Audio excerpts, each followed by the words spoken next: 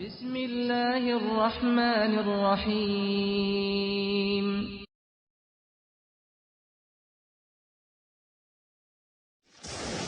اللہ کی طرف سے مصیبت آئے، پریشانی آئے، آزمائش آئے، غم اور دکھ آئے، اس پہ صبر کیجئے۔ اور یہ صبر اہل توحید کیا کرتے ہیں، جن کو توحید کا فہم ہوتا ہے، جن کا اللہ سے تعلق جڑا ہوا ہوتا ہے۔ قرآن حکیم بیان فرماتا ہے الذین صبروا وعلی ربہم یتوکلون، الذین صبروا وعلی ربہم یتوکلون، یعنی وہ لوگ جو صبر کرتے ہیں اور اپنے پروردگار پر بھروسہ رکھتے ہیں۔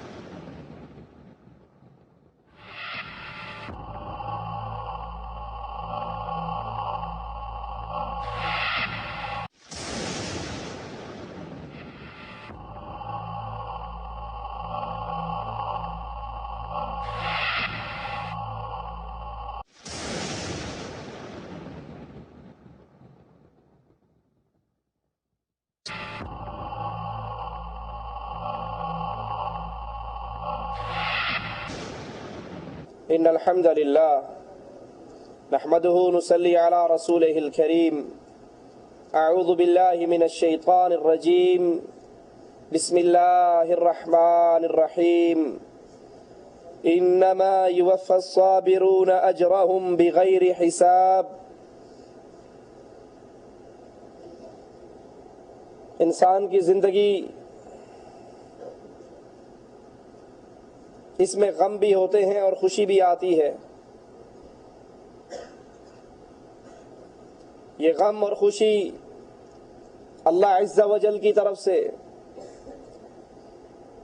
اور وہ اللہ حکیم اپنے بندوں کو مصیبت، آزمائش اور غم میں مبتلا کرتا ہے، ان کو آزماتا ہے، اور جو کچھ آزمائشیں بندوں پہ اترتی ہیں یہ سب ان کی تقدیر میں لکھا ہوا۔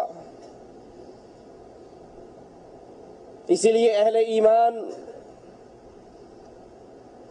جب ان پر اللہ عز و جل کی طرف سے کوئی آزمائش آتی ہے، پریشانی، مصیبت آتی ہے، وہ اس پہ صبر کا مظاہرہ کرتے ہیں۔ اور اللہ نے اپنے بندوں کو حکم بھی یہی دیا ہے کہ پریشانی اور غم کے اندر صبر کرو۔ جب انسان صبر کرتا ہے اللہ اس کا اجر عطا فرماتا ہے، جس طرح مالک عز و جل نے اپنے اس حکم میں قرآن حکیم کی اس آیت کے اندر بیان فرمایا انما یوفی الصابرون اجرهم بغیر حساب، کہ اللہ عز و جل صبر کرنے والوں کو پورا پورا اجر عطا فرماتا ہے۔ اب صبر کئی طرح کے ہیں۔ ایک صبر اللہ نے جو حکم دیا ہے ان حکموں کی تعمیل کرنا، ان حکموں پہ عمل کرنا۔ مالک کا حکم ہے کہ نماز کے لیے اٹھو، مسلمان صبر کے ساتھ، دل کی خوشی کے ساتھ اس حکم کو پورا کرتا ہے۔ کچھ کام ایسے ہیں جن سے اللہ عز و جل نے انسان کو منع کر دیا۔ انسان جی چاہتا ہے برائی کرنے کے لیے، جی چاہتا ہے گناہ کرنے کے لیے، دنیا کی رنگینی میں ڈوبنے کو جی چاہتا ہے، لیکن اہل ایمان اپنی خواہشات پر صبر کرتے ہیں۔ کیوں؟ کیونکہ اللہ نے اس سے منع کر دیا۔ ایک نوجوان رسول اللہ صلی اللہ علیہ وسلم کے پاس آیا اور آ کر کہنے لگا یا رسول اللہ صلی اللہ علیہ وسلم، مجھے اجازت دیجئے زنا کرنے کی۔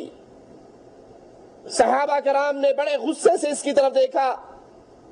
پیارے حبیب علیہ السلام نے کہا میرے قریب آ جاؤ، اپنے قریب بٹھایا۔ کہنے لگے کیا تو راضی ہے؟ یہ عمل تیری ماں کے ساتھ کوئی انسان کرے تو راضی ہے؟ کہنے لگا آپ پر قربان جاؤں، اللہ کی قسم میں کبھی راضی نہیں ہوتا۔ کہا جس طرح تو راضی نہیں ہوتا باقی انسان، باقی مسلمان بھی راضی نہیں کہ ان کی والدہ کے ساتھ کوئی برائی کرے۔ پھر اللہ کے نبی پوچھتے ہیں کیا تو اپنی بیٹی کے لیے راضی ہے؟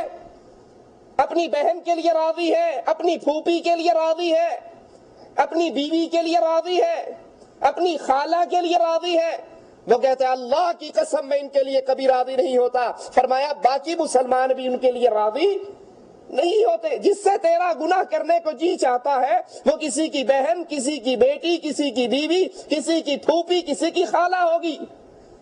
اللہ کے نبی نے اسے قریب کیا، اس کے اوپر اپنا دست مبارک رکھا، اللہ سے دعا کی، اللہ اس نوجوان کی چھاتی کو پاک کر دے، اس کی شرمگاہ کو پاک کر دے، اس کی نگاہوں کو پاک کر دے۔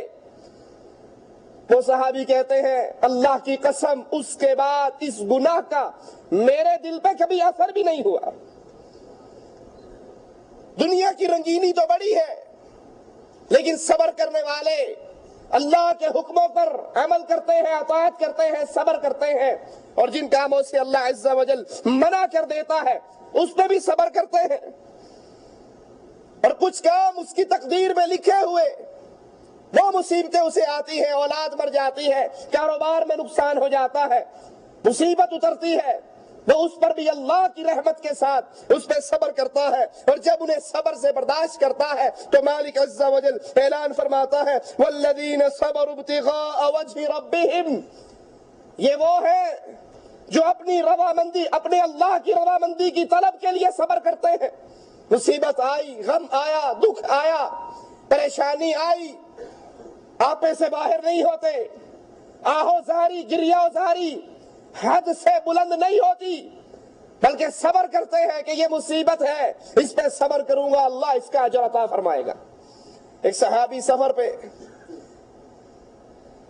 سفر سے واپس آئے، گھر میں اس کا بیٹا فوت ہو چکا تھا، اس کی بیوی نے بڑا شاندار استقبال کیا، اس کے لیے تیار ہوئی، رات ہم بستری کی، پوچھتی ہے بتاؤ اگر کوئی امانت رکھوائے اور پھر وہ امانت واپس مانگ لے تو جس سے امانت واپس مانگی جا رہی ہے اس کو امانت واپس لوٹاتے ہوئے رونا تو نہیں چاہیے، آہو زاری، گریہ زاری حد سے بلند تو نہیں ہونا چاہیے؟ کہا بالکل نہیں، جب کسی کی امانت ہے وہ واپس مانگتا ہے تو دے دینی چاہیے۔ کہا یہ اولاد اللہ کی امانت ہے؟ کہا ہاں۔ کہا تیرا بیٹا کل فوت ہو گیا، وہ اللہ کی امانت تھی، اللہ نے واپس لے لی۔ یہ صبر ہے، اندازہ کیجئے وہ اہل ایمان، مومنوں کی ماں، وہ صحابیہ صبر کے کتنے عظیم مقام پر فائز ہے۔ بیٹا فوت ہوتا ہے، خاوند سفر سے آتا ہے، سفر کی تھکاوٹ ہے، اس کو آتے ہی آہوزاری کے ساتھ نہیں ملتی، رونا پیٹنا نہیں ڈالتی، صبر سے اس کا استقبال کرتی ہے، کھانا پیش کرتی ہے، اس کے سفر کی تھکاوٹ کو اتارتی ہے، پھر مثال دے کے سمجھاتی ہے کوئی اپنی امانت واپس لے لے۔ اس کو بڑا تعجب ہوتا ہے اپنی بیوی کے اس عمل پر، آ کر رسول اللہ صلی اللہ علیہ وسلم کے دربار میں پیش ہو جاتا، اے اللہ کے پیارے حبیب، میرا لخت جگر مر گیا اور میری بیوی نے میرے ساتھ یہ معاشرہ کیا، یہ معاملہ کیا۔ اللہ کے پیارے حبیب اتنا خوش ہوتے ہیں اور پھر دعا کے لیے ہاتھ اٹھا دیتے ہیں، اللہ یہ میاں بیوی آپ اس میں رات کو ملے ہیں، ان کے ملنے میں برکت عطا فرما۔ وہ صحابی کہتے ہیں اللہ اس ملاقات پر ہمیں پھر بیٹا نواز دیتا ہے۔ اللہ کی طرف سے مصیبت آئے، پریشانی آئے، آزمائش آئے، غم اور دکھ آئے، اس پہ صبر کیجئے۔ اور یہ صبر اہل توحید کیا کرتے ہیں، جن کا توحید کا فہم ہوتا ہے، جن کا اللہ سے تعلق جڑا ہوا ہوتا ہے۔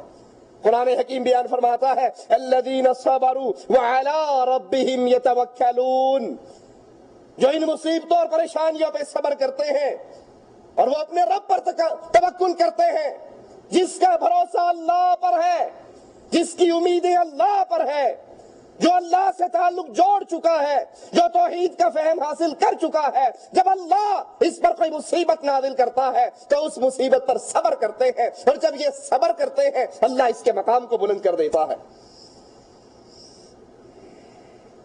قرآن حکیم بیان فرماتا ہے وَاصْبِرْ وَمَا صَبْرُكَ إِلَّا بِاللَّهِ، اے نبی صلی اللہ علیہ وسلم صبر کریں، اور نہیں ہے آپ کا صبر مگر اللہ کے ساتھ، جس کا تعلق اللہ کے ساتھ قوی ہے، جو شرک نہیں کرتا، جو قبروں پہ نہیں جھکتا، وہ جو درگاہوں کے طواف نہیں کرتا، جو مردوں سے تعلق نہیں جوڑتا، جس کے دل میں غیر اللہ کی محبت نہیں بلکہ اللہ کی محبت ہے، اللہ کا پیار ہے، اللہ پر ایمان لا چکا ہے، جب اللہ اس پہ مصیبت اتارتا ہے، اللہ کی طرف سے کوئی پریشانی اور غم آتا ہے تو وہ اس پہ صبر کرتے ہیں۔ اللہ اپنے نبی سے کہتا ہے اے نبی صبر کر، اور تیرا صبر تو اللہ کے ساتھ ہے۔ امام احمد ابن حنبل رحمہ اللہ فرماتے ہیں کہ قرآن حکیم میں مالک عز و جل نے 90 مقامات پر اہل ایمان کو صبر کرنے کا حکم دیا ہے، صبر کرنے کا ذکر قرآن میں آیا ہے۔ رسول اللہ صلی اللہ علیہ وسلم فرماتے ہیں، صحیح مسلم میں یہ حدیث ہے کہ صبر روشنی اور نور کا مینارہ ہے، روشنی اور نور ہے صبر، جس کو یہ مل جائے وہ عظیمت کے بڑے مقام پر فائز ہو جاتا ہے۔ رسول اللہ صلی اللہ علیہ وسلم فرماتے ہیں کسی بندے کو صبر سے بہتر اور وسیع عطیہ نہیں دیا گیا، صبر سے بڑا ہتھیار، صبر سے بڑا تحفہ۔ صبر کیوں؟ مصیبت آئے گی صبر کرے گا اللہ اس کا مقام اور بلند کر دے گا، نعمت ملے گی شکر کرے گا اللہ اس کا درجہ اور بلند کر دے گا۔ رسول اللہ صلی اللہ علیہ وسلم تہجد کی نماز پڑھتے ہیں، اللہ کے پیارے حبیب کے پاؤں سوج جاتے ہیں، اس پہ ورم چڑھ جاتی ہے۔ عائشہ فرماتی ہیں یا رسول اللہ صلی اللہ علیہ وسلم آپ کی تو اگلے پچھلے معاف ہیں، آپ اتنی محنت کیوں کرتے ہو؟ کہا عائشہ جس اللہ نے مجھ پہ اتنا بڑا احسان کیا ہے کیا میں اس کا شکر گزار بندہ نہ بنوں؟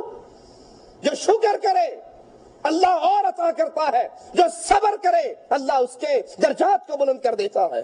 رسول اللہ صلی اللہ علیہ وسلم فرماتے ہیں بندے کو، کسی بندے کو صبر سے بہتر اور وسیع عطیہ نہیں دیا گیا۔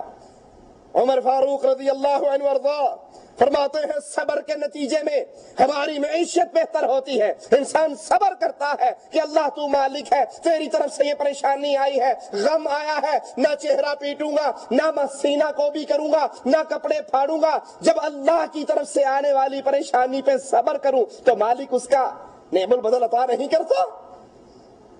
اسی لیے رسول اللہ صلی اللہ علیہ وسلم نے فرمایا کسی پر کوئی مصیبت آئے تو کیا کہے؟ اللہم اجرنی فی مصیبتی واخلف لی خیرا منہا، اللہ یہ مصیبت تیری طرف سے آئی، اللہ مجھے اس پہ صبر کی توفیق عطا فرما، اس کا نعم البدل بھی عطا فرما۔ ام سلمہ رضی اللہ تعالی عنہا فرماتی ہیں ابو سلمہ فوت ہو گئے، مجھے یہ حدیث یاد آئی کہ جب کسی پر کوئی مصیبت آئے تو وہ یہ دعا پڑھے۔ کہا میں نے پڑھی اللہم اجرنی فی مصیبتی، اور جب زبان پہ یہ لفظ آئے واخلف لی خیرا منہا تو زبان ایک لمحے کے لیے رک گئی کہ یہ کیا کہا میں نے کہ اس سے بہتر عطا کر۔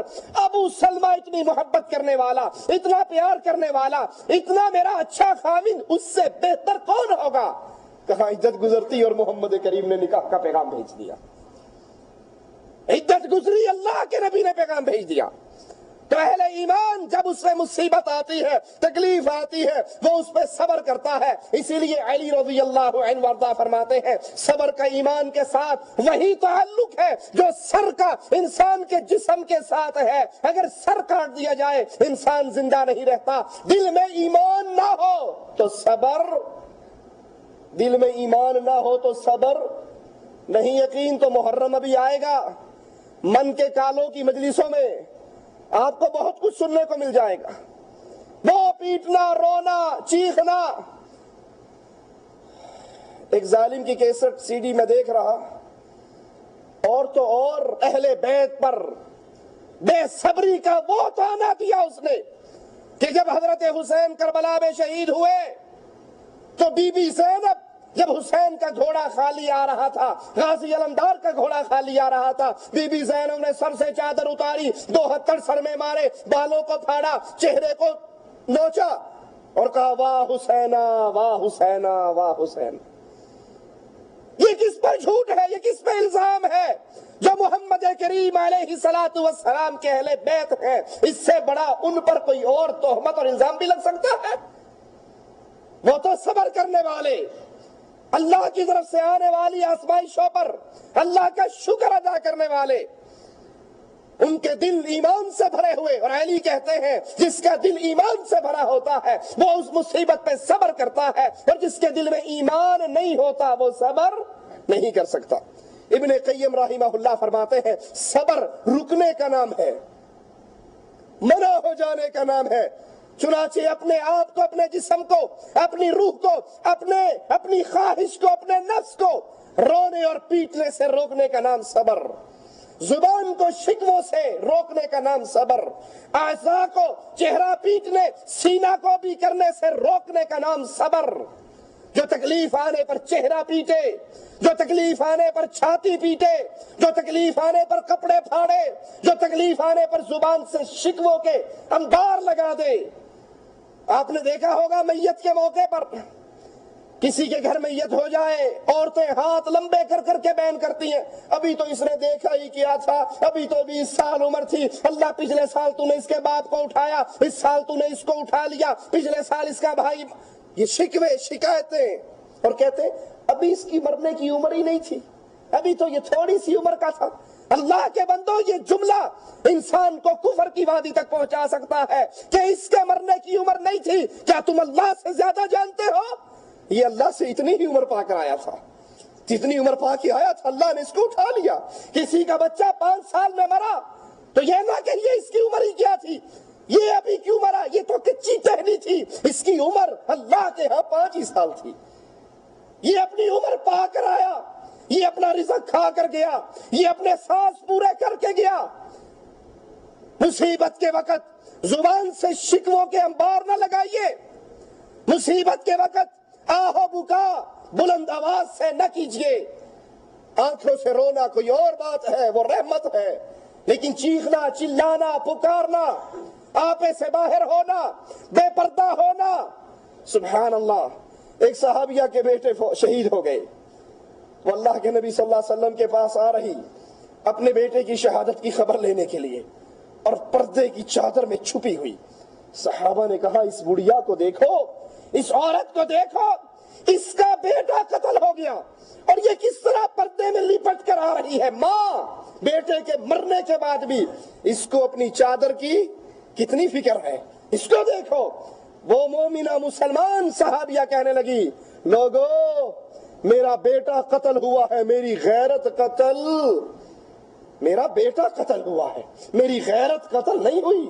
ہمارے ہاں کسی کی میت ہو جائے، اللہ بچائے تو بچائے، پردہ ختم، رشتہ دار بھی اندر، دیور بھی اندر، جیٹھ بھی اندر، ارے وہ تو اپنے ہیں، پڑوسی بھی اندر، محلے دار بھی اندر۔ عورتیں غیر مردوں کے گلے لگ لگ کے رو رہی ہے باپ کے مرنے پر، کزن کے گلے لگ رہی ہے، دیور کے گلے لگ رہی ہے، جیٹھ کے گلے لگ رہی ہے، جن سے جسم چھپانا، چہرہ چھپانا واجب ہے، ان کے گلے رکھ کے رویا جا رہا ہے، آہو بکا بلند ہے۔ بلکہ میت پہ رونے کے لیے سپیشل ڈھوم قسم کی عورتیں آ کر رونا شروع کر دیتی، جن کا کوئی رشتہ نہیں ہوتا، جن کا میت سے کوئی رشتہ، وہ صرف ایسے مرثیے یاد کیے ہوئے، جن سے خود بھی رو رہی ہیں، دوسروں کو بھی رلا رہی ہیں۔ تو یہ اہل ایمان کی شان نہیں ہے۔ اہل ایمان مصیبت کے آنے پر، پریشانی کے آنے پر صبر کرتے ہیں۔ قرآن حکیم بیان فرماتا ہے ان کی کیفیت کو، وَمَا أَصَابَ مِن مُّصِيبَةٍ إِلَّا بِإِذْنِ اللَّهِ وَمَن يُؤْمِن بِاللَّهِ يَهْدِ قَلْبَهُ۔ جب بھی انسان پر مصیبت آتی ہے، جب بھی کوئی پریشانی، غم اور دکھ آتا ہے، إِلَّا بِإِذْنِ اللَّهِ، وہ اللہ کے حکم سے آتا ہے۔ وَمَن يُؤْمِن بِاللَّهِ، جو اللہ پر ایمان لائے، جو اس مصیبت پہ صبر کا مظاہرہ کرے، اس تکلیف پہ اللہ کے لیے نہ شکری کے الفاظ نہ نکالے، یہدی قلبہ، اس کے دل کو اللہ ہدایت عطا فرما دیتا ہے۔ یہاں یہ آیت بتا رہی ہے کرۂ ارض پہ انسان ہو، جتنی ان پہ مصیبتیں آئے، غم آئے، دکھ آئے، وہ اللہ کی قضاء اور قدر ہے، وہ تقدیر ہے، وہ لکھی ہوئی چیز ہے۔ عبداللہ ابن عباس رضی اللہ عنہما فرماتے ہیں الا باذن اللہ سے مراد بِأَمْرِ اللہ، وہ اللہ کا حکم ہے، اللہ کے حکم سے پریشانی، غم، تکلیف اہل ایمان پر نازل ہوتی ہے۔ اور جس پہ یہ نازل ہو وہ اپنے دل کو یہ سمجھائے کہ یہ اللہ کی مشیت ہے، میں اس پہ راضی ہوں، یہ اللہ کا حکم ہے، میں اس پہ سر جھکاتا ہوں۔ یہ زبان کے دو جملے دل کا یہ سمجھانا اس کی دنیا اور آخرت کو سنوار دیتے ہیں۔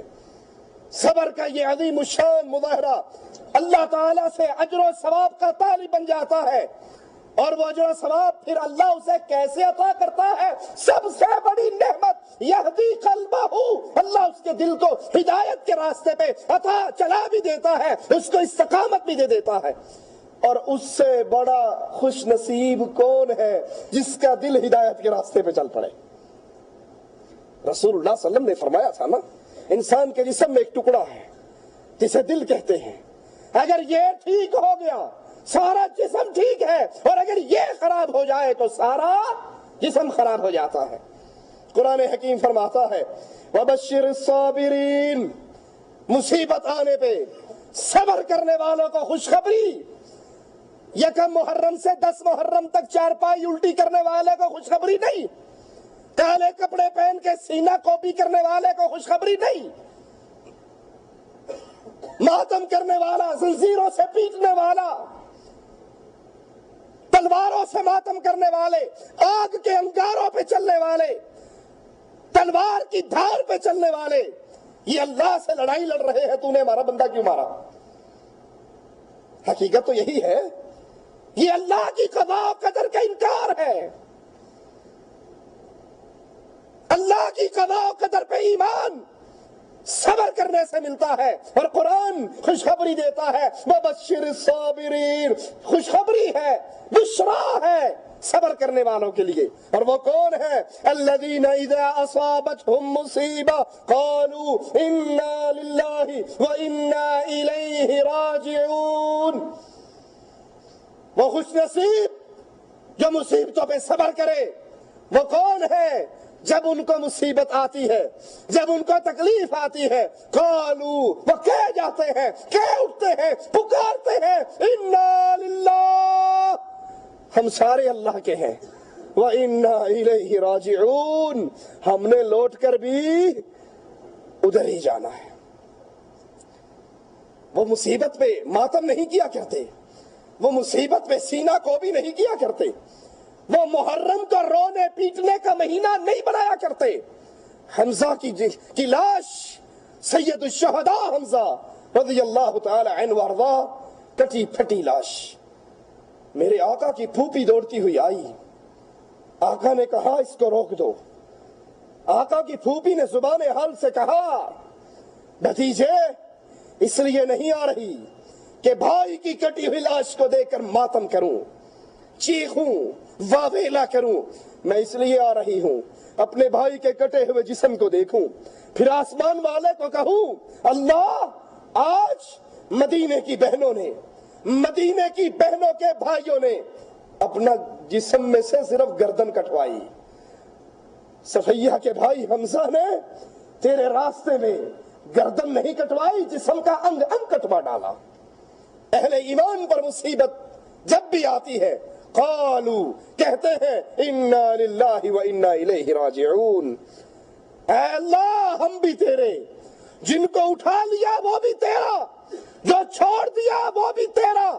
اور جب ایمان اس درجے پہ پہنچ جاتا ہے تو اگلی آواز سنیے، قرآن کی آیات کیا کہہ رہی ہے؟ اولئک علیہم صلوات من ربہم، یہی وہ لوگ ہیں جن پر اللہ کی طرف سے سلامتییں ہیں، نوازشیں ہیں، وَرَحْمَةٌ وَأُولَئِكَ هُمُ الْمُهْتَدُونَ، ان کے لیے اللہ کی رحمتیں ہیں، سینہ کو بھی کرنے والے کے لیے نہیں، پیٹنے والے کے لیے نہیں، یا حسین کر کے ماتم کرنے والے کے لیے نہیں، خوشخبری ہے، سلامتی ہے، رحمت ہے، اللہ کی نوازش ہے، کس کے لیے؟ جب مصیبت آتی ہے وہ کہتے ہیں اِنَّا لِلَّهِ وَإِنَّا إِلَيْهِ رَاجِعُونَ وَأُولَئِكَ هُمُ الْمُهْتَدُونَ۔ اس صبر کرنے کے نتیجے میں اللہ انعام کیا دے رہا ہے کہ یہ ہدایت والے ہیں، ان کو ہدایت کی گارنٹی آسمان والے کی طرف سے مل رہی ہے۔ عبداللہ ابن عباس رضی اللہ عنہما فرماتے ہیں یہاں دل کی ہدایت سے مراد یقین ہے، اللہ یقین کی حد تک اس کے علم کو اس نقطے پر استوار کر دیتا ہے کہ جو ملا وہ اللہ کی طرف سے ملا، اور جو اللہ کی طرف سے ملنا ہو اس کو کوئی روک، اور جو نہیں ملا اس کو روکنے والا، اور جب کسی کو اللہ نہ دے تو کوئی اور دے، ظلم ہے، ظلم ہے، کفر ہے یہ جملے کہنا۔ خواجہ نہ دے گا تو پھر کون دے گا، بابا نہ دے گا تو پھر کون دے گا، اور اللہ نہ دے تو کوئی دے، اور اللہ دے تو کوئی روک۔ جب اللہ دیتا ہے روک کوئی نہیں سکتا، اور جب اللہ روکتا ہے دے کوئی نہیں سکتا۔ محمد کریم نکلے تھے، محمد کریم نکلے تھے گھر سے، کھانے کے لیے کچھ نہ تھا، سامنے سے ابو بکر عمر کو بھی دیکھا، کہا کیوں نکلے ہو؟ کہا آقا بھوک نے نکالا ہے، گھر میں کھانے کے لیے کچھ نہیں ہے۔ کہا اللہ کی قسم آج تمہارا رسول بھی بھوک کی وجہ سے گھر سے نکلا ہے، محمد کے گھر میں بھی کھانے کے لیے کچھ نہیں ہے۔ اللہ نہ دے تو کوئی دے نہیں سکتا، اور اللہ دینے پر آئے تو کوئی روک۔ سراقہ بھاگ رہا ہے رسول اللہ صلی اللہ علیہ وسلم کے پیچھے، گھوڑا دھستا ہے، پھر نکلتا ہے، پھر دھستا ہے۔ آقا کہتے ہیں سراقہ کیا حال ہوگا، تو محمد کو گرفتار کرنے کے لیے آ رہا ہے، لیکن سن اس دن تیرے جذبات کیا ہوں گے۔ اس دن تیرے ہاتھ میں کسرا کے کنگن پہنائے جائیں گے، کسرا کے کنگن پہنائے جائیں گے۔ عمر کا دور آیا رضی اللہ عنہ وارضا، فتح ہوئی، کسرا کے کنگن آئے۔ عمر رضی اللہ عنہ وارضا نبی کی خوشخبری سن کے، پیشن گوئی سن کے اس کی صداقت پہ رونے لگ گئے۔ کہا اس بادشاہ کے کسرا، اس بادشاہ کسرا کے کنگن آج عرب کا بدو پہنے گا اپنے ہاتھ میں۔ سراقہ کہاں ہے؟ وہ کنگن لائے گئے اور سراقہ کے ہاتھ میں پہنائے گئے۔ جب اللہ دے کوئی روک نہیں سکتا، اور جب اللہ روک لے کوئی دے نہیں سکتا۔ رسول اللہ صلی اللہ علیہ وسلم فرماتے ہیں، صحیح مسلم میں ہے، مومن کا معاملہ بڑا عجیب ہے۔ صبر، یہ دولت اگر مل جائے، دل کو سکون آ جائے تو کیا رزلٹ نکلتے ہیں، سنیے پیارے حبیب علیہ الصلوۃ والسلام کے فرمان کو۔ فرمایا مومن کا معاملہ بڑا عجیب ہے، اس پر تکلیف آتی ہے، مصیبت آتی ہے، بیٹا مر گیا، باپ مر گیا، ماں مر گئی، پردیس میں ہے، بڑے سے بڑا کوئی افسوسناک واقعہ ہو گیا۔ وہ مومن جو اس افسوسناک حادثے پر صبر کرتا ہے، اللہ کے نبی فرماتے ہیں مومن کا معاملہ بڑا عجیب ہے، اس کے حق میں اللہ کا ہر فیصلہ خیر اور برکت ہی لے کر آتا ہے۔ اگر اسے اللہ کے قضاء و قدر کی طرف سے کوئی تکلیف پہنچتی ہے، اس میں یہ صبر کرتا ہے، تو پھر صبر کرنے کی وجہ سے اللہ اس کے درجات کو بلند کر دیتا ہے۔ اس کو کوئی خوشی ملتی ہے، اس خوشی کے ملنے پر شکر کرتا ہے۔ خوشی کے ملنے پر شکر کس کا کرتا ہے؟ اچھی بیوی مل جائے، شادی ہو جائے، یہ نعمت کس نے دی؟ شکر کس کا کرنا چاہیے؟ پھر بیگم کو میرے خیال ہے 7 راتوں کے لیے دربار شریف پہ پھیرا مروا کے لانا چاہیے نا۔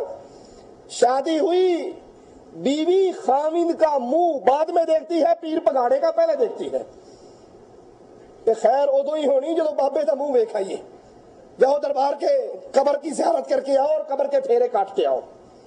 مومن اہل ایمان جن کا رشتہ غیر اللہ سے نہیں جڑتا، عرش والے سے جڑتا ہے، اس کا معاملہ بڑا عجیب ہے۔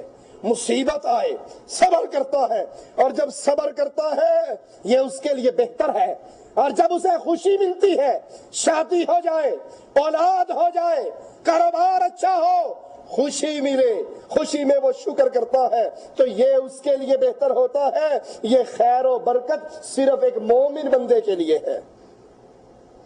حضرت علقمہ رحمہ اللہ فرماتے ہیں اس آیت میں جس بندے کا طرف اشارہ ہے وہ بندہ ہے جو اللہ کے قضاء و قدر پہ راضی ہو جائے۔ مصیبت آئے تو وہ جان جائے یہ عرش والے کی طرف سے آئی ہے، میں تو اس کا بندہ ہوں، مالک نے مجھے آزمانا چاہا تو میرا کام کیا بنتا ہے؟ صبر کروں، اور اگر صبر نہیں تو آسمان اور زمین کے درمیان سے نکل جاؤں، کوئی اور رب ڈھونڈ لوں۔ اگر وہ میرا اللہ ہے، وہ میرا مالک ہے، وہ مجھ پہ مصیبت بھیجتا ہے، تکلیف دیتا ہے، آزمائش آتی ہے، میں اس پہ صبر کروں گا، اللہ کے ہاں درجات بلند ہو جائیں گے۔ سعید بن جبیر رحمہ اللہ فرماتے ہیں یہدی قلبہ، اللہ اس کے دل کو ہدایت کے راستے پہ چلاتا ہے۔ اس کا مطلب کیا ہے کہ اس کو، یہ سنیے کس کی طرف سعید کہتے ہیں، کس کی طرف اشارہ ہے، یہ وہ بندہ جس کو جب تکلیف کی اطلاع ملے زبان سے کیا نکلے، انا للہ و انا الیہ راجعون، ہاڑے ہوئے مر گیا ہے، بیڑا گول ہو گیا جی، برباد ہو گیا جی، تباہ ہو گیا جی۔ کیا ہوا؟ ابا جی فوت ہو گئے، امی جی فوت ہو گئی، دکان سے آگ لگ گئی، گودام سڑ گیا، کاروبار خراب ہو گیا، کھیتی باڑی سڑ گئی، یہ تکلیف آئے زبان سے بربادی، ناشکری کے جملے نہ نکالے۔ فرمایا سعید بن جبیر نے جو مصیبت کے وقت کہے انا للہ و انا الیہ راجعون، یہ وہ عظیم شخص ہے جس کے دل کو ہدایت عرش والا عطا فرما دیتا ہے۔ صحیح مسلم میں ہے، ابو ہریرہ رضی اللہ عنہ وارضاہ فرماتے ہیں لوگوں کے اندر دو چیزیں ایسی ہیں جو کفر ہیں۔ سنیے، توجہ کیجئے اللہ کے لیے اس حدیث کی طرف، اور اللہ سب سے پہلے کہنے والے کو توجہ کی توفیق عطا فرمائے۔ دو چیزیں لوگوں کے اندر ایسی ہیں جو کفر ہیں، اور وہ دو کون سی؟ نسب میں تان کرنا، حسب و نسب میں تانا زنی کرنا۔ کسی کا پتا ہے یہ فلاں کا بیٹا ہے، لڑائی جب بھی ہو، جب بھی لڑائی ہوتے ہم کیا کہتے ہیں، تیرے تے پچھلے ہی نہیں پتا، تو مجھ سے بات کرتا ہے، میں سید، میں شاہ، میں چودھری، میں آرائی، اور تو کمی کمین، تیرے تو باپ کا نہیں پتا کس کا بچہ ہے، حالانکہ کنفرم پتا ہو کہ یہ فلاں کا بیٹا ہے۔ لڑائی لڑتے ہوئے اس کو گالی دی جائے، اس کی توہین کرتے ہوئے کہا جائے تیرے نسب کا نہیں پتا، تیرے باپ کا نہیں پتا، اور پتا ہو یہ فلاں کا بیٹا ہے، یہ عمل کفر کا عمل ہے۔ اور دوسرا، مرنے پر، میت پر نوحہ خوانی کرنا، چیخنا اور چلانا، منہ پیٹنا، سینہ کوبی کرنا، سر پہ کپڑا باندھ کے ہاتھ لمبے لمبے کر کے برسیے پڑھنا، رونا دھاڑے مار مار کے اور اوروں کو بھی رلانا، میت پہ نوحہ خوانی کرنا، یہ کفر کا عمل ہے۔ شیخ الاسلام ابن تیمیہ رحمۃ اللہ علیہ فرماتے ہیں اس حدیث کی شرح کرتے ہوئے کہ یہ دو خصلتیں ایسا کفر ہے جو اب تک لوگوں میں موجود ہے، چنانچہ یہ دونوں خصلتیں کفار کی تھی، یہ کفار کا عمل تھا۔ کفار اس آدمی کے نسب میں تانا زنی کرتے جس کے باپ کا علم ہوتا یہ فلاں ابن فلاں ہے، اور مرنے پر نوحہ خوانی کرتے۔ ہم نے خاص طور پہ پنجاب کے اندر دیکھا ہے، کئی میتیں دیکھی ہیں، مردے کے گھر پہ ابھی گاڑی پہنچتی ہے، بس میں سے عورتیں اتری نہیں، بس کے اندر ہی بین شروع ہو جاتا ہے، بس کے اندر ہی چیخنا پکارنا شروع ہو جاتا ہے۔ یہ عمل کفر کا عمل ہے، لیکن اس کفر کے عمل سے یہ مراد نہیں کہ وہ بندہ ملت اسلامیہ سے خارج ہو کر کافر ہو گیا ہے، نہیں، اس کے اندر کفر کے عمل میں سے یہ عمل موجود۔ جیسے کسی کافر کے اندر کوئی مسلمانوں والا کام ہو، سچ بولنا کس کا کام ہے؟ اب اگر کوئی کافر بولے تو وہ سچ بولنے کی بنا پر مسلمانوں والا کوئی ایک کام اس کے اندر ہے۔ اسی طرح نسب میں طعنہ کرنا، میت پہ نوحہ خوانی کرنا، یہ کفر کے کاموں میں سے دو کام ہے۔ اس کے کرنے والا اصلاً کافر نہیں جب تک وہ کفر بواہ کا ارتکاب نہ کر لے۔ یہ حدیث صبر کے واجب ہونے کی بہت بڑی دلیل کہ مسلمانوں پر واجب ہے، جب بے صبری کرنا حرام ہے، وعید ہے، کفر کا کام کہا گیا ہے، تو اس کا دوسرا مطلب کیا نکلا کہ مصیبت پہ صبر کرنا وہ ایمان ہے اور وہ واجب ہے۔ صحیح بخاری میں عبداللہ ابن مسعود رضی اللہ عنہما سے روایت ہے، رسول اللہ صلی اللہ علیہ وسلم نے فرمایا، سنیے ذرا غور سے سنیے، رخسار پیٹے کوئی انسان، جس نے رخسار پیٹے، جس نے اپنے دامن کو پھاڑا، جس نے جاہلیت کی پکار پکاری وہ ہم میں سے، جاؤ ذرا محرم میں پیٹنے والوں کو رسول کی حدیث تو سناؤ، محرم میں سینہ کو بھی کرنے والوں کو سناؤ۔ مدینے کی سرکار نے کہا تھا، مدینے کے امام نے کہا تھا، امام الانبیاء نے کہا تھا، قائد اعظم محمد کریم نے کہا تھا، جو رخسار پیٹے وہ ہم میں سے، جو سینہ پیٹے وہ ہم میں سے نہیں، جو جاہلیت کی پکاریں بلند کرے وہ ہم میں سے۔ کیسے مان لیا جائے کہ کربلا کے میدان میں زینب نے سینہ کو بھی کی تھی؟ کیسے مان لیا جائے کلثوم بنت حسین کربلا کے میدان میں زلفیں کھول کے خیموں سے باہر آ گئی تھی؟ یہ کہنے والا ظالم ہے، یہ کہنے والا آل رسول کا دشمن ہے، یہ کہنے والا اہل بیت کا دشمن ہے۔ وہ اہل بیت غیرت کے اس مقام پہ فائز تھے۔ فاطمہ رضی اللہ تعالی عنہا اپنی سہیلی سے کہتی ہے، عربوں میں مرنے کے بعد لاش کو تختے پہ رکھ کے لے جایا جاتا ہے، اے میری سہیلی مجھے بڑی شرم آتی ہے کہ مرنے کے بعد میرے جسم، میرے کفن کی چادر پہ لوگوں کی نظر پڑے گی۔ وہ کہنے لگی میں نے ہجرت حبشہ کے موقع پر حبشہ کے لوگوں کے ایک طریقے کو دیکھا تھا، وہ مرنے والے کو تختے پر رکھ کے اس کے سائیڈوں پر بھی تختے لگا دیتے، میں تیرے لیے وہ نہ بنوا دوں؟ جن کی غیرت کے یہ عالم علی سے کہا، علی جنازہ رات کو اٹھے۔ کہا کیوں فاطمہ؟ کہا اس لیے کہ بنت رسول نہیں چاہتی اس کے کفن کی چادر پہ بھی کسی کی نظر پڑ جائے۔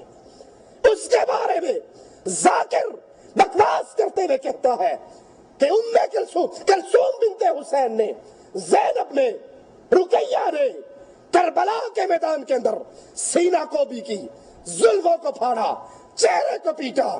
کیسے مان لے جس کے نامے کا یہ فرمان موجود ہو، جس کے محمد نے کہا ہو صلی اللہ علیہ وسلم، جو رخسار پیٹے ہم میں سے نہیں، سینہ کو بھی کرے ہم میں سے نہیں، اور جاہلیت کی پکار پکارے وہ ہم میں سے نہیں۔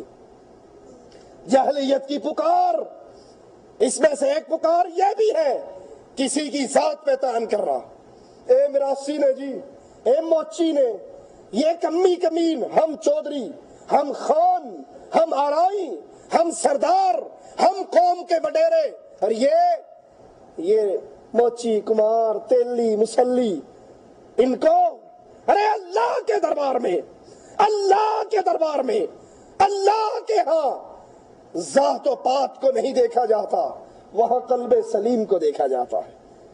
وہاں شان کا مقام کیا ہے؟ آقا پوچھتے ہیں بلال عمل کیا کرتا ہے؟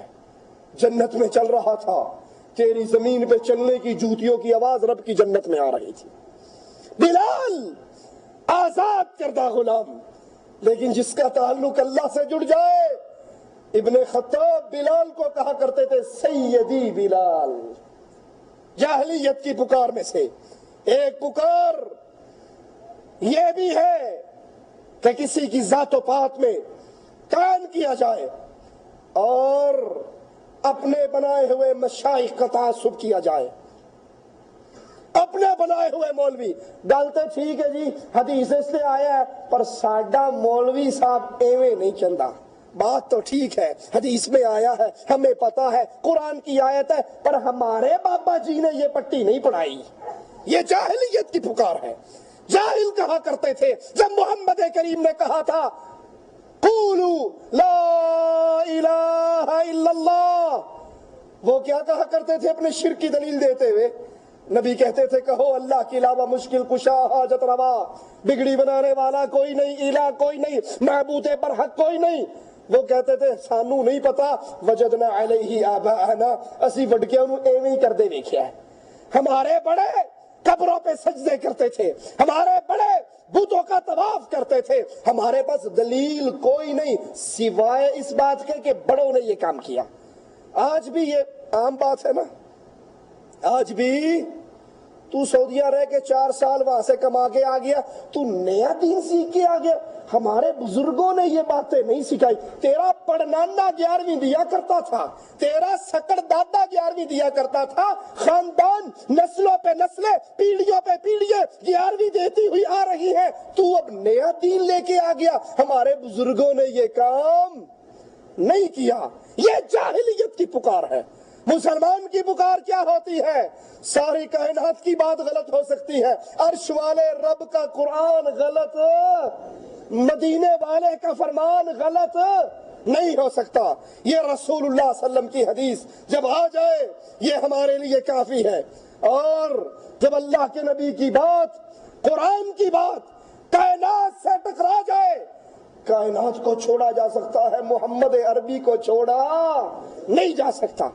جس نے آج بھی یہ پکار لگائی, مسئلے تو ٹھیک ہے, مولوی صاحب باتیں ٹھیک کرتے ہو, لیکن کیا کریں, پاکستان جائیں گے پورے پنڈ چکلا ہی بھابیاں کی کریں گے, اتھے سارے اس لائن کی ہیں, سارے یہ کہتے ہیں.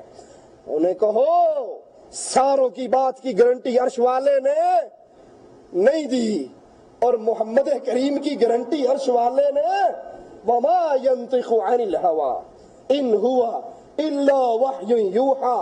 سب دنیا اپنی مرضی سے بولتی ہے, مدینے والا عرش والے کی مرضی سے بولتا ہے. محمد اپنی مرضی سے کلام. یہ شان احمد رضا صاحب کی ہے, یہ شان اشرف علی تھانوی کی ہے, یہ شان قاسم نانوتوی کی ہے. میرے مولوی تیرا مولوی, میرا پیر تیرا پیر, میرا شیخ تیرا شیخ, میرا مرشد تیرا مرشد, سب کو ایک طرف کر کے آؤ مرشد پکڑو. بلال کے مرشد کو مرشد پکڑو, ابو بکر کے مرشد کو نام نامی اس میں گرامی محمد الرسول اللہ صلی اللہ علیہ وسلم. جس نے جاہلیت کی پکار بلند کی وہ ہم میں سے نہیں. جاہلیت کی پکار, جاہلیت کے کام ماتم کرنا, سینہ کو بھی کرنا, چہرے کو پیٹنا, وگرنہ صرف وفات پہ غم ہو اس کا کوئی حرج نہیں. رسول اللہ صلی اللہ علیہ وسلم فوت ہوئے, ابو بکر آئے, میرے نبی کے چہرے مبارک سے چادر اٹھائی, پیشانی پہ بوسہ دیا اور کہا یا رسول اللہ صلی اللہ علیہ وسلم, جو موت آپ کی قسمت میں تھی آ چکی ہے. جو موت آپ کی قسمت میں تھی بولو آ چکی. کون کہہ رہا ہے؟ کون کہہ رہا ہے؟ ذرا اونچا کہو, کون کہہ رہا ہے؟ ابو بکر صدیق. کس کو کہہ رہے ہیں؟ رسول اللہ کو. کیا جو موت آپ کی قسمت میں تھی وہ آ چکی ہے. کیا مطلب؟ محمد فوت ہو چکے ہیں, مر چکے ہیں. ابو بکر بھی وہابی تھے.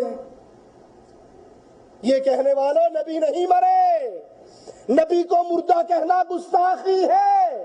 ابو بکر نبی کے ماتھے پر بوسہ دے کر کہہ رہے محمد کریم صلی اللہ علیہ وسلم, اللہ 2 موتیں آپ پر جمع نہیں کرے گا. جو قسمت میں موت تھی وہ آ گئی, آپ مر گئے.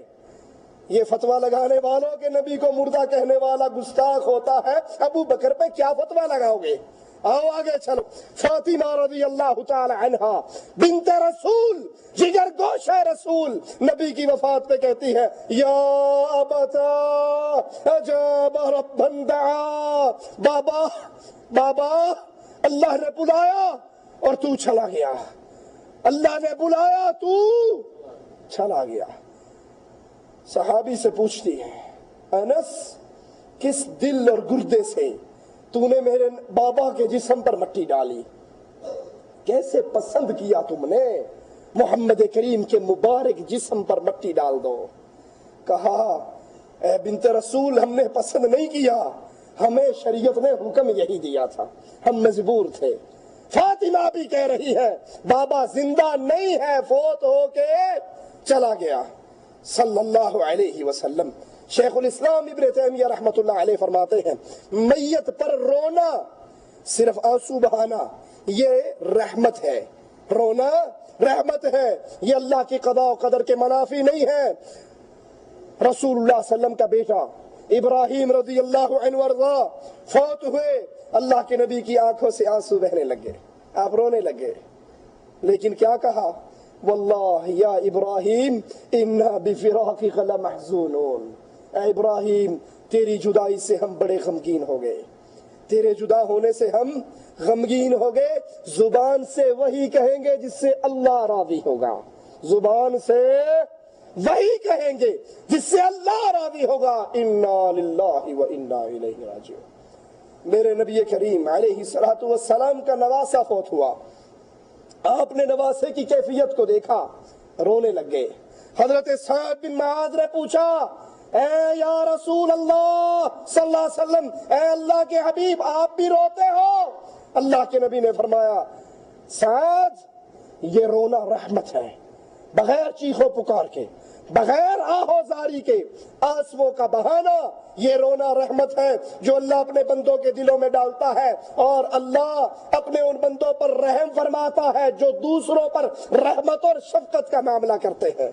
حضرت انس روایت فرماتے ہیں، ترمذی میں یہ حدیث موجود ہے، رسول اللہ صلی اللہ علیہ وسلم نے فرمایا، جب اللہ کسی بندے سے بھلائی کا ارادہ کرتا ہے تو اسے اس کے گناہوں کی سزا دنیا پہ دیتا ہے۔ جب اللہ کسی بندے سے بھلائی کا ارادہ کرتا ہے، اس کی سزا اس کے گناہوں کی اسے دنیا پہ دیتا ہے، اس کا معاملہ صاف کر دیتا ہے، اور جب اپنے بندے سے برائی کا ارادہ فرماتا ہے تو پھر اس کو دنیا میں سزائیں روک لیتا ہے، دنیا میں سزائیں روک لیتا ہے، مزے کی زندگی، آرام سے رہ رہا ہے، نہ نماز پڑھتا ہے، نہ روزہ رکھتا ہے، نہ حج کرتا ہے، نہ زکوٰۃ دیتا ہے، کوٹھی بھی مسجد سے بڑی دور بنائی ہے، بہت بڑا بورڈ لگا ہے، قدرت مہربان، بے پردہ بے غیرت بیوی ہاتھ میں ہے، 2 بچے ہیں پکڑے ہوئے، آگے منصوبہ بندی میاں نے بھی کروا دی، بیوی نے بھی کروا دی، کھاتا بند، 2، ایک لڑکا لڑکی، بے پردہ بیوی، اور بورڈ پہ لکھا ہوتا ہے قدرت مہربان۔ ارے قدرت مہربان نہیں ہے، رسی ڈھیلی ہے، یہ رسی ڈھیلی ہے۔ وہ اکثر اعتراض کیا ہوتا ہے، اجی یہ دیکھو یہ نماز پڑھتا ہے نا، روز اس کی بھینس بیمار رہتی ہے، یہ نماز پڑھتا ہے نا، روز اس کے بچے کو بخار ہوتا ہے، یہ روزہ رکھتا رہتا ہے، یہ روز اس کی دکان میں گھاٹا پڑتا ہے، میں نہ نماز پڑھتا ہوں، نہ روزہ رکھتا ہوں، نہ کچھ اور کرتا ہوں، بس جھوٹ نہیں بولتا، باقی میرے سارے کام کافروں جیسے ہیں، مجھ پہ قدرت بڑی مہربان، اللہ بڑا راضی ہے، کبھی بچہ بیمار نہیں ہوا، کبھی بخار نہیں ہوا، کبھی تکلیف۔ وہ حاجی صاحب تو ہمیشہ بیمار ہی رہتے ہیں، میں بالکل ٹھیک ٹھاک ہوں۔ سنا ہے یا نہیں سنا؟ رسول اللہ صلی اللہ علیہ وسلم فرماتے ہیں، جب کسی کے ساتھ برائی کا ارادہ ہو، اللہ اس کے گناہوں کی سزا کو دنیا میں روک لیتا ہے۔ کیوں؟ جب آخرت میں آئے گا گناہوں کے سارے پنڈارے ساتھ ہو گئے تو کہاں جائے گا؟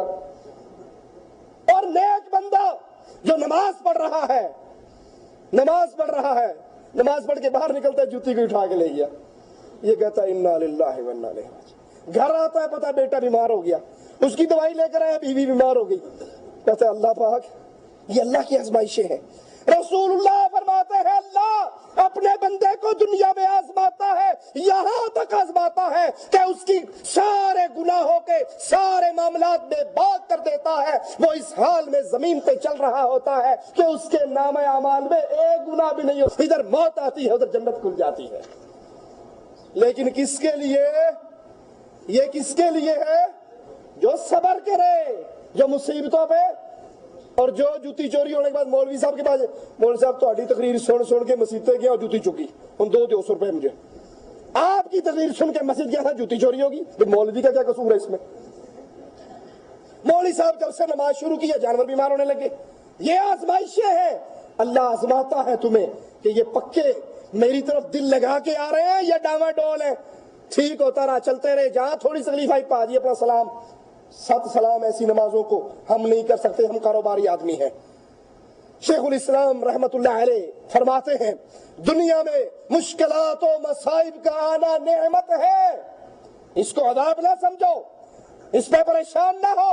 دنیا میں مصائب و مشکلات کا آنا ایک نعمت ہے، کیونکہ اس سے گناہ مٹ جاتے ہیں۔ جب انسان مصائب میں مبتلا ہوتا ہے اس کا ثواب الگ ملتا ہے۔ سبحان اللہ۔ مصیبت آنے سے گناہ تو معاف ہوتے ہیں، لیکن جب وہ مصیبت میں پھنستا ہے اور اس پہ صبر کرتا ہے اس کا ثواب الگ ملتا ہے۔ اور مصائب کے ٹوٹنے پر، مصائب کے آنے پر مسلمان کیا کرتا ہے؟ ٹینشن ہو تو مسلمان کیا کرتا ہے؟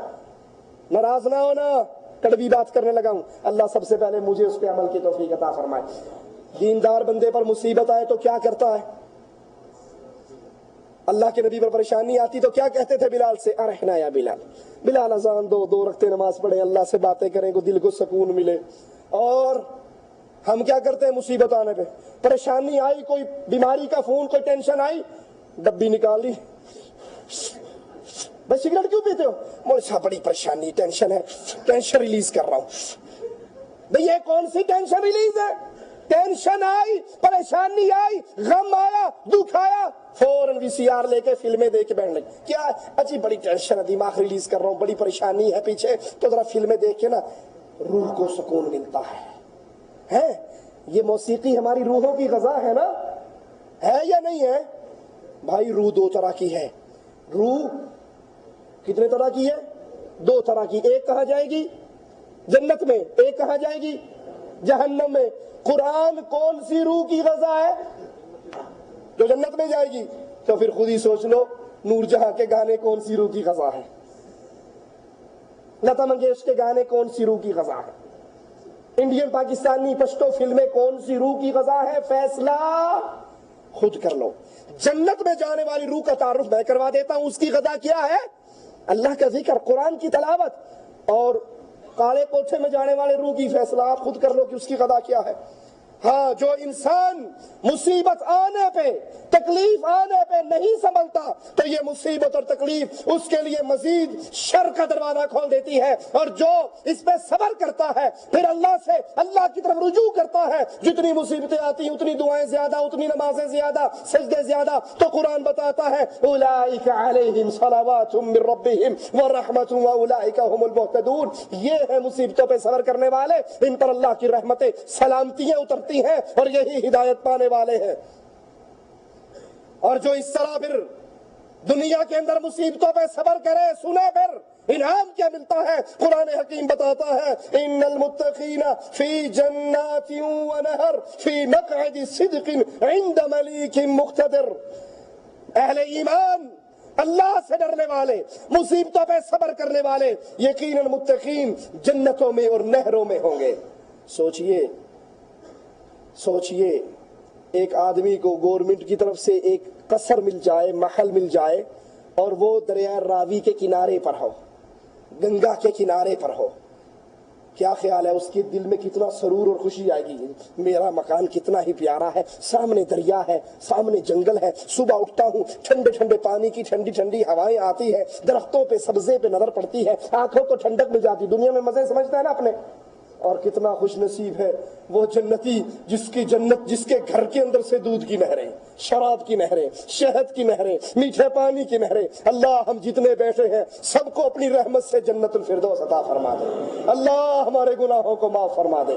اللہ ہمارے اعمال اس درجے کے نہیں ہیں، تیری رحمت کے امیدوار ہیں۔ اللہ اپنی رحمت سے ہمیں بھی جنت الفردوس عطا فرما دے۔ مالک کہتا ہے ان المتقین فی جنات ونہر، متقین جنتوں میں، باغات میں، نہروں میں ہوں گے، فی مقعد صدق عند ملیک مقتدر، اور راستی اور عزت کی بیٹھک میں قدرت والے بادشاہ کے پاس۔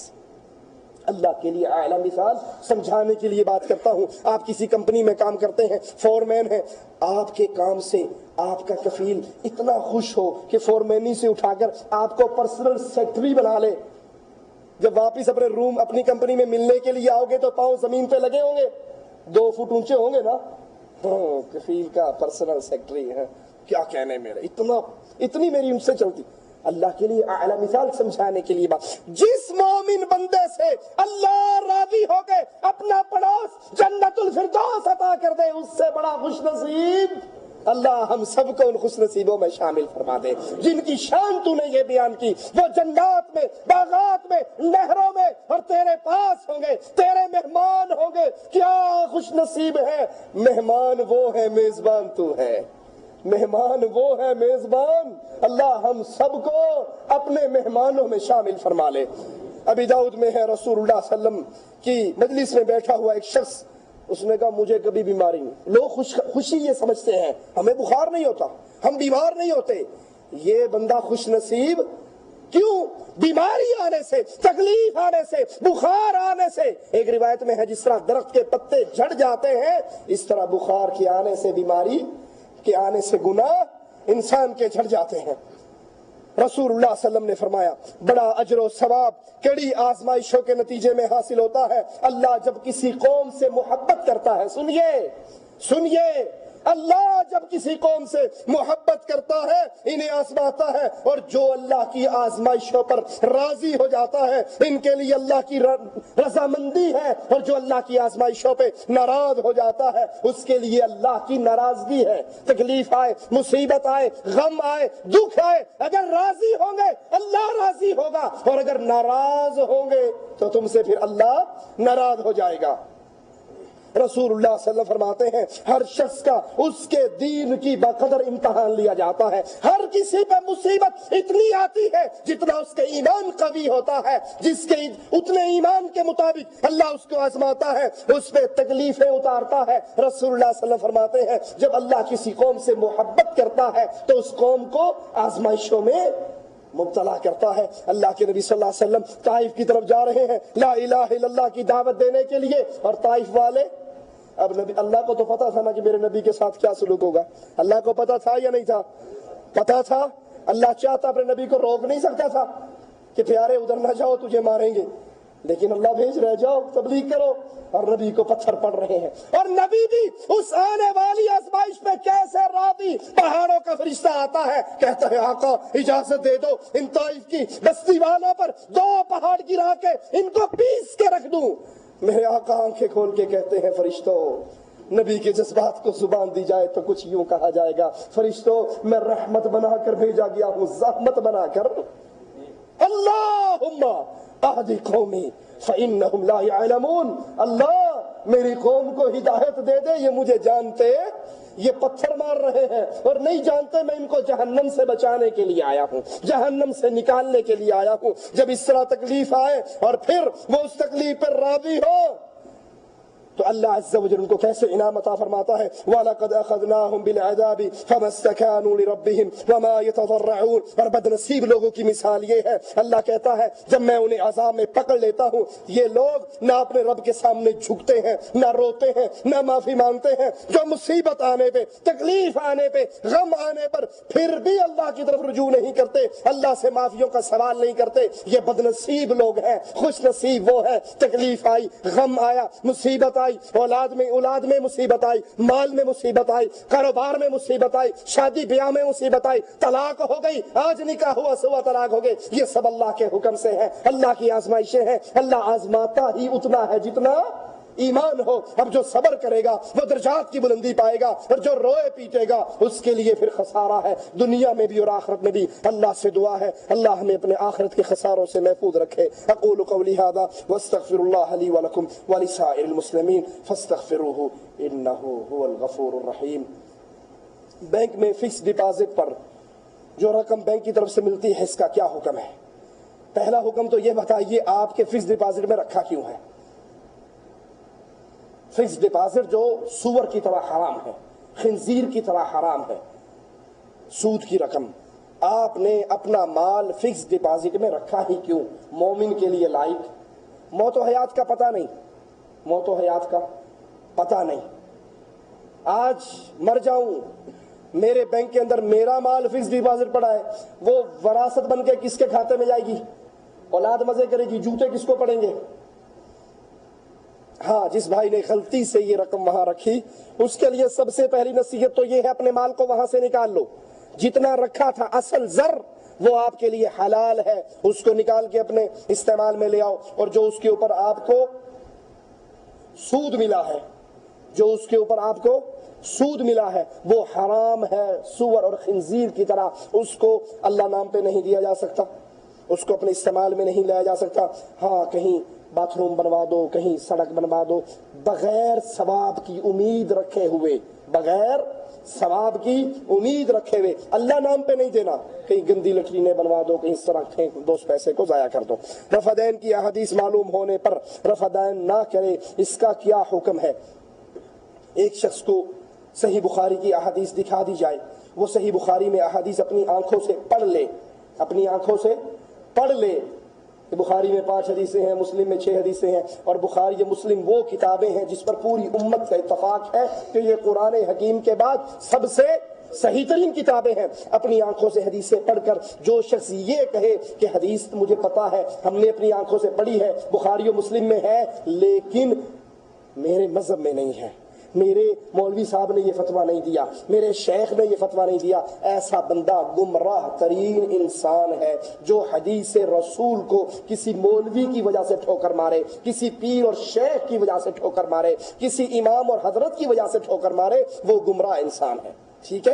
ہاں ایک بندہ حدیث پڑھتا ہے، کہتا مجھے سمجھ نہیں آئی، میں مزید سوال کروں گا، علماء سے پوچھوں گا، تحقیق کروں گا، یہ ایک الگ ماجرا ہے. جو حدیث پڑھ کر یہ کہے کہ ہمارے مذہب میں، ہمارے گروہ میں، ہماری برادری میں ایسا نہیں ہے، ایسا انسان گمراہ انسان ہے. اللہ ہم سب کو ہدایت عطا فرمائے. نہیں پڑھ سکتے. شیخ صاحب ہمیں یہ معلوم کرنا ہے کہ رمضان شریف کے روزے افطار کے وقت بلند آواز سے دعائیں کرنا سنت سے ثابت ہے.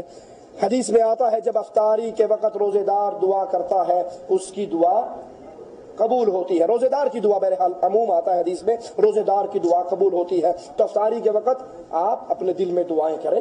ٹھیک ہے. اجتماعی دعا بلند آواز سے اکٹھے ہو کے کرنا کسی حدیث سے ہمارے علم کے مطابق ثابت نہیں ہے. واللہ اعلم. سبحانک اللہم و بحمدک اشہد ان لا الہ الا انت